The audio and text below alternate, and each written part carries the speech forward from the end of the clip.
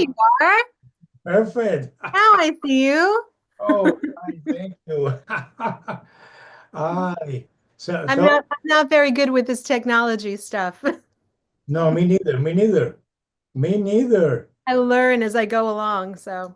Okay, we are here because next April 25, you, Candice Night, will release a new album called Sea Glass. Hello, Candice, how are you? I'm wonderful. Thank you. How are you? Fine, thank you. What are the main differences between an album released by Candice Night and an album released by Blackmore Night? It's very different, actually.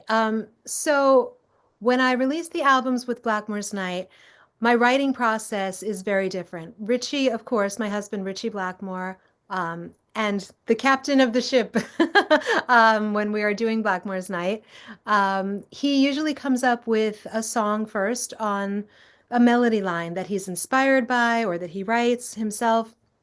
And he does it on acoustic instruments. So he'll be sitting in the den playing the acoustic guitar and he'll come up with a melody. And then he'll call me in from the other room where I'm usually taking care of the kids or doing laundry or something. And so I'll go into where he is and he'll ask me to sing the melody line over what he just wrote while he's playing the acoustic.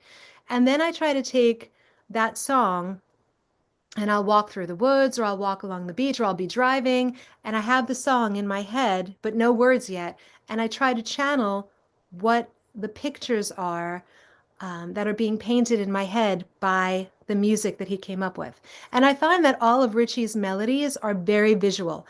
Even if it's just an instrumental, like that was never going to have lyrics written to it, I can see pictures, flashes of pictures or storylines painted in my head, whatever his melodies are. It just affects me that way. So then I will take those pictures and I'll work them into words and lyrics and put it all together as a story song and put it out for the world. And hopefully people can find a part of them that they relate to the words in. When I write for my own stuff, just for solo Candice Night, I find that I always say the stars have to align just right because there's something about that creative flow that has to happen. I find if I force it, it doesn't feel right. I can tell if I forced a lyric or a melody line, I can tell that it's been forced. So every once in a while I'm in the midst of doing something, I'll get an inspiration and all the music and the words all come out as one. So it's not in pieces. It's not music first and then, oh, later on I'll get to the words. Everything comes out at once. So I'll start singing the lyrical idea to a melody line it's all already created as one piece. So it's a very different creative process as far as the two albums or projects are concerned. Of course, with Blackmore's Night, we're 4 songs into the next album. So I'm waiting for the go ahead from Ritchie to get our producer back up so we can write some more and we can go back into the studio and create it. And with my stuff, I'm on my own time. I basically, when I feel that a song is created in full, I will put it down on my piano.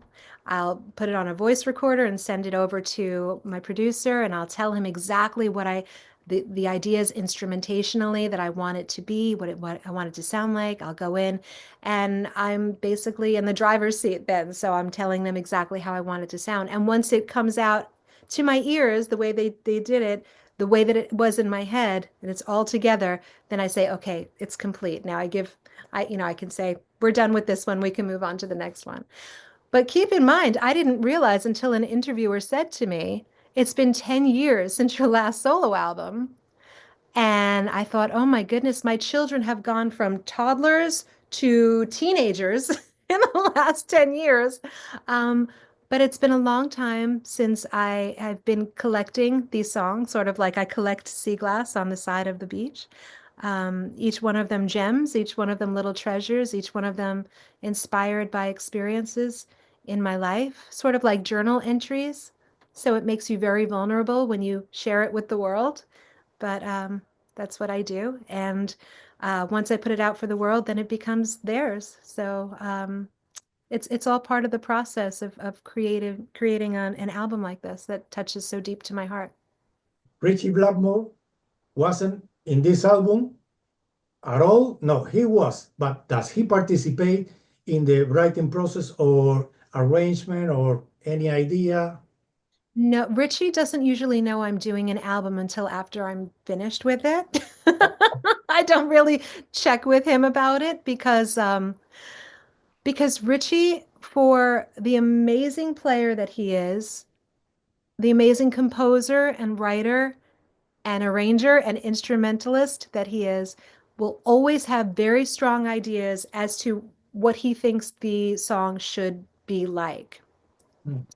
And they're not right and they're not wrong, but they are might be different than how I hear them. So the second I bring him in, did you ever hear there's a saying that says too many chefs in the kitchen, too many cooks in the kitchen?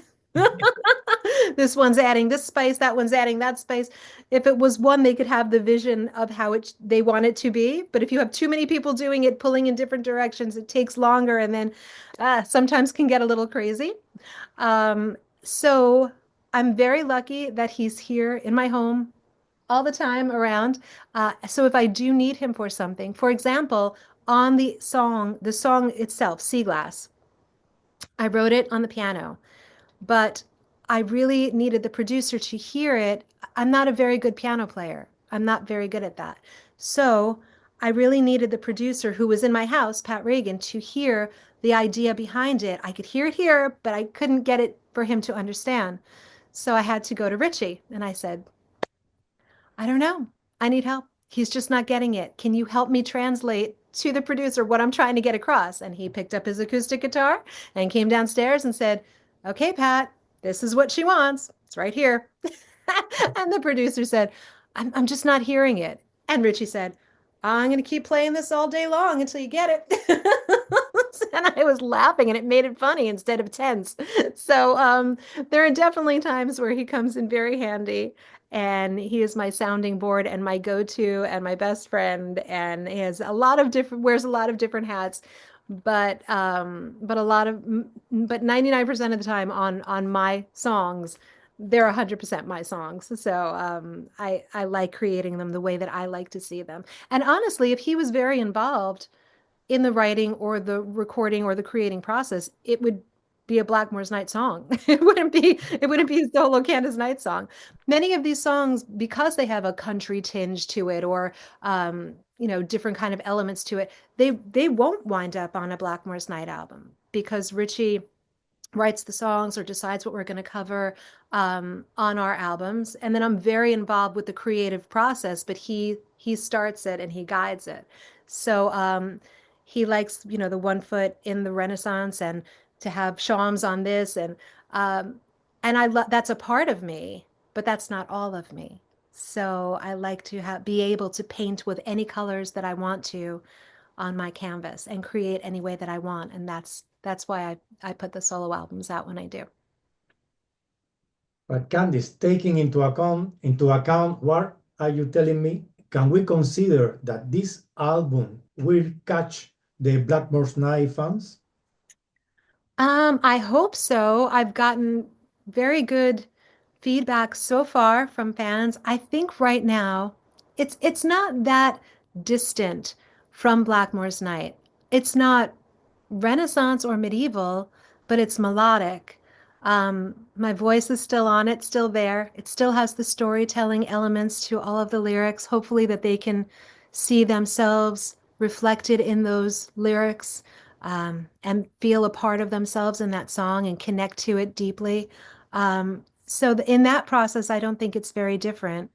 I'm not at this moment wearing the big bell sleeves, and my corset so I can breathe right now. But Blackmore's Night is half of it is night. So there's a very big, obviously, part of me in Blackmore's Night. There's a very big fantasy element in there, and that is a big part of me. This is all reality for me, and it's different experiences that have touched me over the last 10 years and different things that have affected me over the last 10 years that have turned into stories that have turned into songs. And I think mainly the Blackmore's Night fans are just excited to get some new music right now too. It's been a while since Blackmore's Night has put out a new album. We've done a couple of reissues, remasters, things like that. But I think the last album was 2021 with Nature's Light. And like I said, we're 4 songs in. I'm still waiting for the go ahead for the green light to get Pat back in so we could do some more songs with Blackmore's Night. I'm ready to go. I've got my lyrics, pen and paper in hand. But I think these songs are, I think the Blackmore's Night, I hope the Blackmore's Night audience will like them because it's part of me, and I've always been very honest about sharing a part of me with them.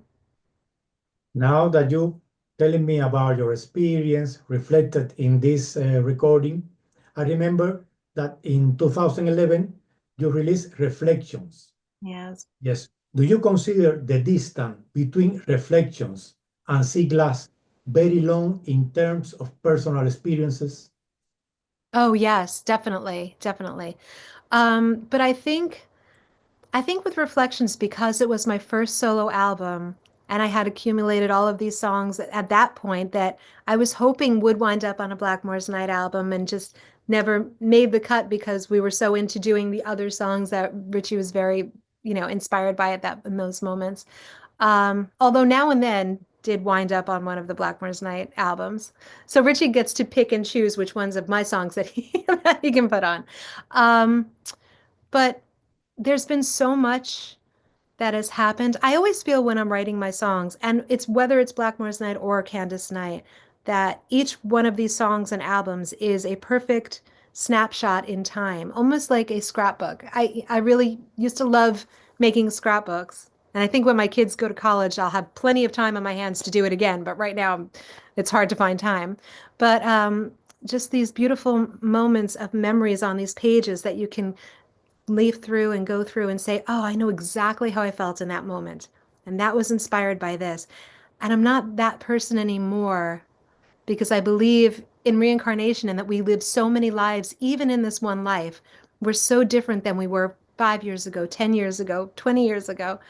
But I do remember exactly how I felt, and it will bring you right back to that moment.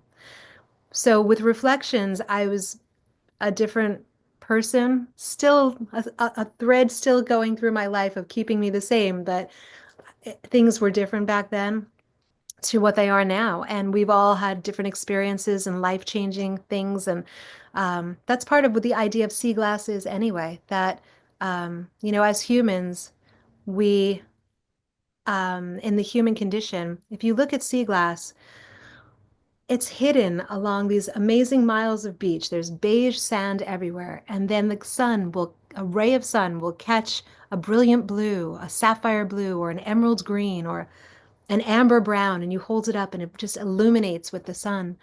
And I find that it kind of hit me while I was looking for sea glass at one point that we all in the human condition we break down, we have experiences that hurt us, that are hard for us to go through, that we get tossed and tumbled and scattered and shattered, and then our edges get softened, we get returned back to the land, and we're still the same, but we're changed. We're different inside. And then I think it's up to us to find that we're still treasures. We're still worthy. That sun still hits us in the same way. And we might not appear the same way to the world because we're changed through our experiences, but we're still these beautiful golden spirit moments in time.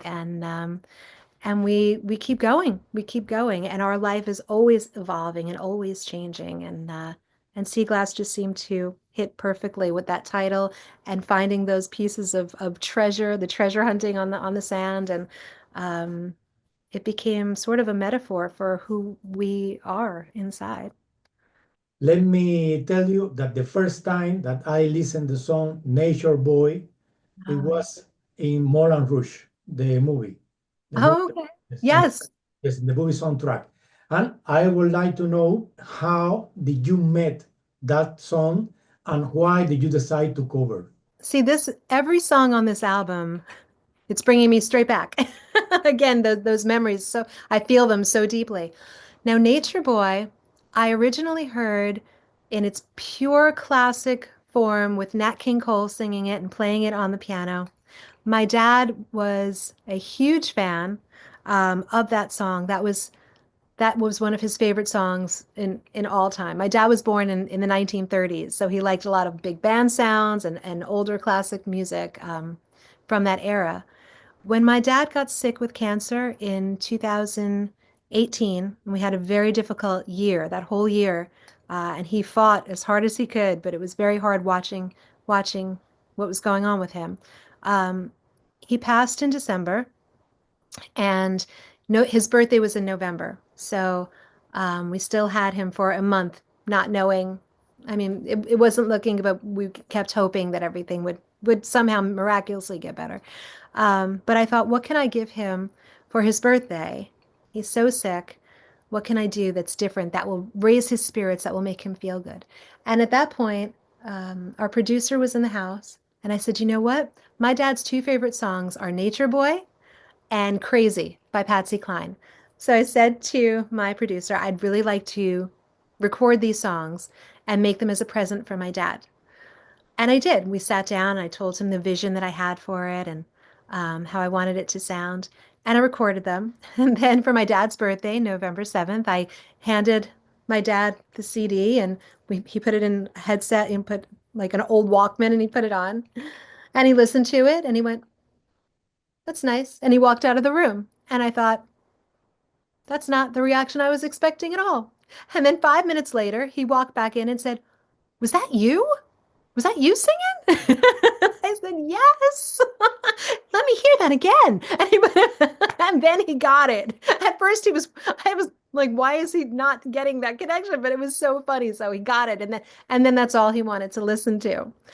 And so when I was looking through some of the songs to put together for this album, and it came up with, well, you have these two songs already recorded. What do you think about adding them? And I thought, no, because that was my gift to my dad. And it's too personal.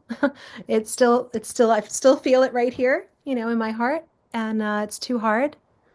Um, and then I listened to it again after a while. And I thought, I don't think I could have recorded that song any better. I love the way it came out.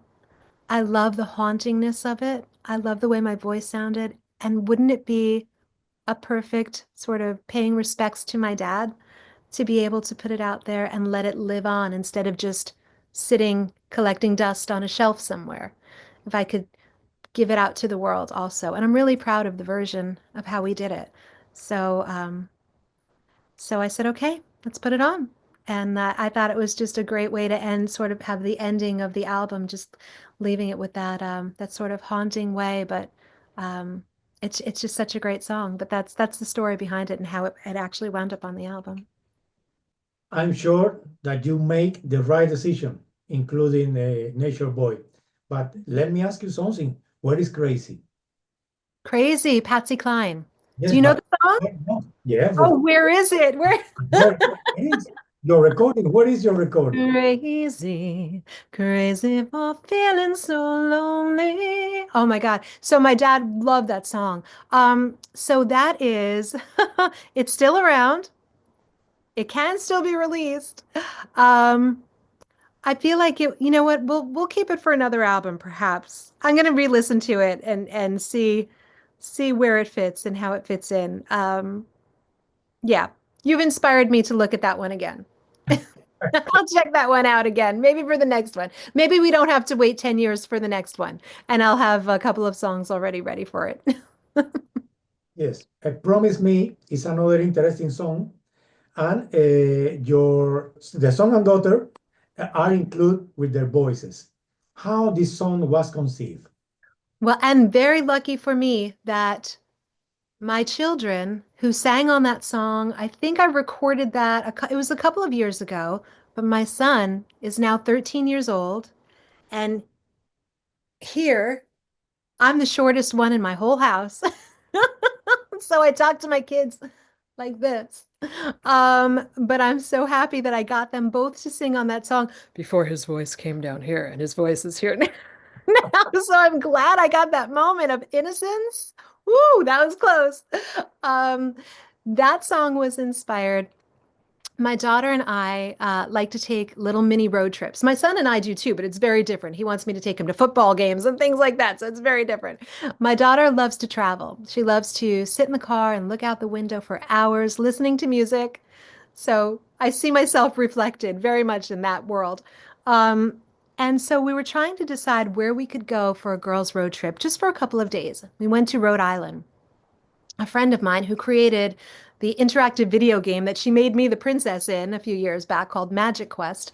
She lives in Rhode Island. She opened her home and said, "Come stay with me in this amazing fantasy-esque sort of Alice in Wonderland home that she has." So we went there and we stayed for a couple of nights. And my friend at that point said, "Have you ever seen, there's a documentary by Pink, the singer Pink. It's called All I Know So Far." And I said, "Well, of course I know Pink. You can't turn on the radio without hearing Pink. It's everywhere." But I didn't know the documentary. So my daughter and I and my friend Denise, we watched the documentary. And in that documentary, Pink was on the road. She was playing arenas. She was a singer. She's working on the stage sets, all the crazy chaos of traveling and relationships and what's going on. And but she has her two children on the road with her, and they're at the venues and they're backstage and they're at the hotel, and she's trying to keep everybody sane and play mommy but also play singer and play.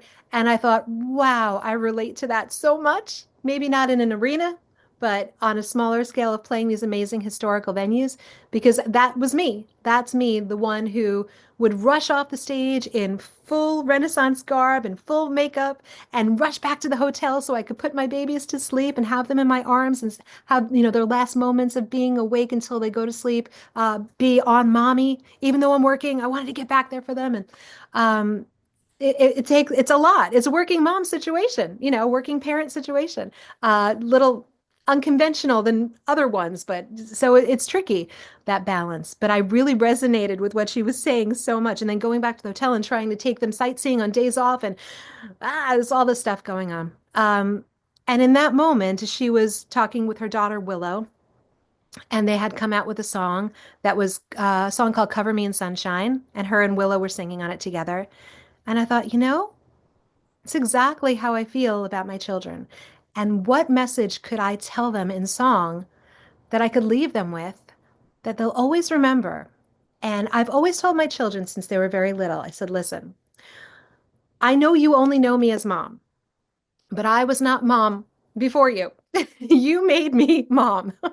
So just know this. We're on this journey together.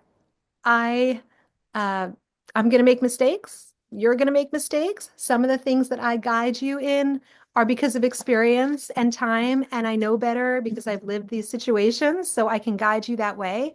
Um, if I say no about something, it's because I love you and I'm trying to make the right decision for you. It's not because you're going to get mad at me. There are times you're really going to be mad that I say, "No, it's not okay for you to only eat ice cream every single day of the week for all three meals."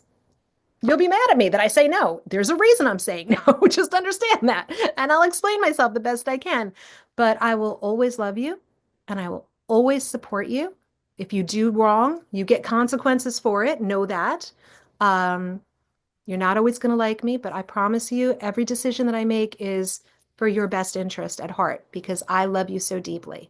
Um, and we're on this path together, this journey together. And I wanted them to feel secure enough to stand out from a crowd, to be strong, to find their unique individuality, and to know that they're supported and loved always.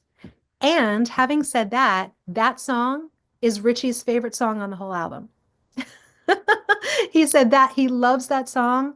He would have chosen that as a Blackmore's Night album, but then I would have had to wait until the Blackmore's Night album comes out. So, whenever that's going to be, I'm still waiting. So now I get to say everyone gets to enjoy it now, and it's nice too because it's right before Mother's Day is coming in not too long, and we just recorded a video for it. So that video will be out when it's released, which will be within the next month or so. And it's wound up being one of my favorite songs. And every time I play that for a parent, a friend, um, or a family member, until when they get to the children singing, they cry.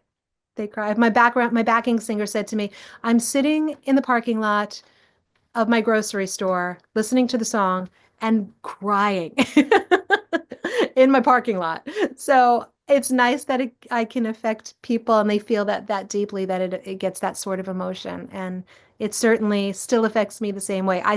In the video shoot, I was still getting teary-eyed when I heard those voices come in. It's innocence. It's everything. It's magic. It's nothing is like the magic and innocence of childhood. It's beautiful. Candice, are you the producer of the album or do you have an external producer? I have an engineer. So when I say producer, it's because the engineer, I have two different ones. So there's Pat Reagan and Brendan Keenan. And Pat Reagan usually does the Blackmore's Night songs. And it's very convenient when he's here because our studio is in our downstairs off of our dungeon pub. Everyone should have one in their home. So it was very important that Ritchie had a pub in our house that's a dungeon theme. So we have that, but we also have a little studio off the side there. So when Pat comes to town, he comes and goes to work down there in the dungeon. Um, but ultimately the production is it's the sounds that I hear in my head, the instrumentation. So even when they're down there coming up with things, I'll walk in and I'll say, no, you kind of took it in this direction. We need to pull this out. Let's look at the time code at 2:08 to 2:15. Let's put this kind of sound in, and I want that kind of thing and this kind of vibe, and so I'm really like in charge of how everything is. So I am the executive producer or producer of it. I just don't push the buttons, but I'm playing the piano on Dark Carnival. I'm bringing in the session musicians that are playing my brilliant Scarlet Fiddlers playing some violin. I've got my kids singing on it. Ritchie contributes guitar to a couple of songs. Um, so I'm very lucky to be able to have them create the vision that I'm hearing in my head. So ultimately, the idea and how it all comes out is these crazy thoughts musically in my head that I have to get out, and I explain to them what I want, and I'm sort of steering that ship and explaining to them what I want them to do. So they're sort of in an engineering perspective where they're able to make the vision of my dream musically come true. This question you need to memorize because it's a question about the old times. Okay, I'm gonna write it. Yeah, go ahead. Let me try. I'll try my best. For example, the Argentinian bass player Mick Servino Oh, yes. was a member of Blackmore Night from 1997 to the year 2000. My question is, was he the link between you and Beto Vázquez Infinity, where you participate singing in his self-entitled album released in 2001? He was not. I don't even know if there's a connection. Maybe there is now. I'm not sure if there is one. I haven't spoken to Mick in many, many years. I believe he went off to play for Ingve, if I'm remembering that correctly. Yes, yes. Right. Before we knew him, he was a hairdresser. He had a hair salon in Livermore, California. I don't even know if he's still living there or not, but that's how we met him. I found an audition tape that was sent in and we went from there, but that's how he had made his money as a hairdresser. Um, I'm not aware of him having any connection to Beto Vasquez unless he has one now. I'm not sure, but they contacted me strictly through the record label.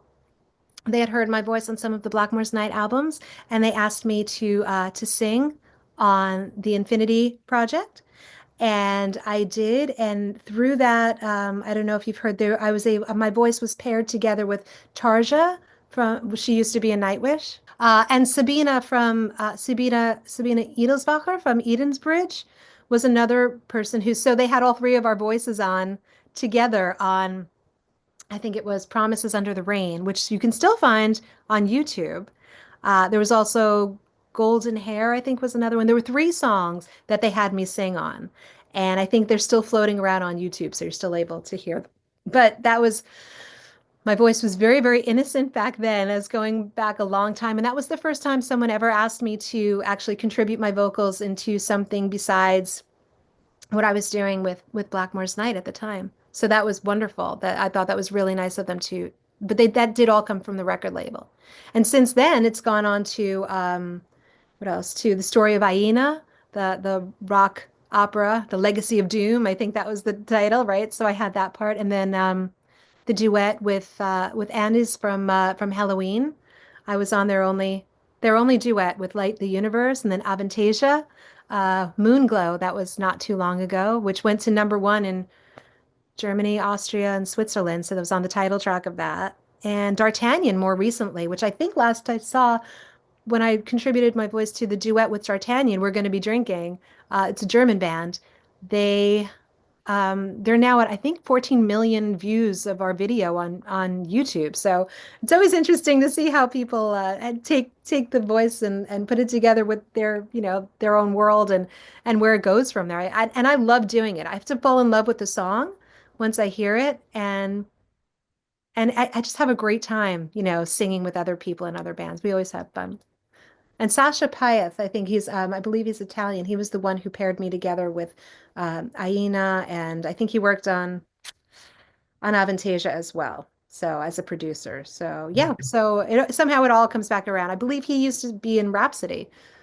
So yeah, I think that's how it all somehow it all connected. The music industry is very connected. Everybody is connected to somebody. It's a couple of degrees of separation, but somehow we're all we're all related. We're all family. It all comes back around. So my last question is, are you planning an American tour or an European tour in concert? What I'm planning on doing right now, because we have some Blackmore's Night dates coming up, we have 6 tour dates. Ritchie is going through some medical issues that I'm trying to fix. I wish I could wave a magic wand and make everything better, but he, believe it or not, is going to be 80 in April, coming up soon. Still doesn't look it, still doesn't act it for sure, but medical stuff catches up with you sooner or later. So we're working on trying to help him out with his arthritis, and he had a heart attack a year and a half ago, and so there's things that go on with him. It's hard for him to travel too much. So because we have these 6 tour dates for Blackmore's Night coming up, what I decided to do is there are only places we can drive to in the Northeast. So I'm going to be the driver. I'll take, it's more comfortable for him to travel that way right now at this moment. But always when we play a Blackmore's Night show, because he drinks to go on stage, halfway through the set, that drink has to go somewhere, so it's got to come out. So he takes a bathroom break. He goes to the baño halfway through. But so the other musicians usually play instrumental pieces until he comes back out and he's ready and we go into the next song. But what I asked him and I worked out with him, I said, what if at that point we can work something out where I can come out on stage with my backing singer, acoustic guitarist, and maybe my fiddle player, the Scarlet Fiddler. Just the girls will come out, will sit in the front, maybe on stools like little seats or something, and I can play a couple of songs from the new album before it's even released. So it'll be in a very acoustic way. So it's bigger on the album, but people who hear it will be able to hear it in a very scaled down version, very intimate sort of version of the songs. But at least they'll be able to hear it, So we're planning on working on a couple of songs into the next 6 Blackmore's Night shows that we're doing. So fans will be able to hear what's coming up and what will be released on April 25th. And then as far as anything else comes, I guess I have to just play it by ear and keep my fingers crossed, and hopefully I'll be able to do some more in the future. In my personal view, let me tell you something that is really personal. I listened to this recording very carefully, and in some moments, the way you sing reminds me a woman like Carole King, not in the tone of the voice, it's in the feeling. Yes. Yes, or even the woman who sings "Nobody Does It Better." Yes, that's right. I know. That's a huge compliment. Thank you so much. I actually, a record company asked me to sing a Carole King song on a tribute album. Um, they had me do "It's Too Late" Mm. so contribute my voice on that. And then they paired me together with The guitar, they had Dweezil Zappa play guitar on it. I didn't know he was going to play on it. So again, everything is connected somehow. It all goes, it went back to the Zappas again. But, and he did a great job. It was a different version. It's interesting, different. But I love the women who have these voices that can really reach your soul. Anne Murray, I think, has a brilliant voice. Maggie Riley, I love her voice. The innocent voice that she has. I love um, Karen Carpenter, that deep, rich voice that she has. They don't have to do all the vocal gymnastics and go way up in the stratosphere. They just are. They just stand there and it's enough. It's resonant and it's rich and it reaches right down to your soul. So to be able to hear that my voice or my songs or the lyrics reach you in that very special, deep way, that means everything to me. So thank you for that compliment. You're welcome, and thanks to you for this magic moment that we have together. Thank you. I had a really good time. Thank you for the interview.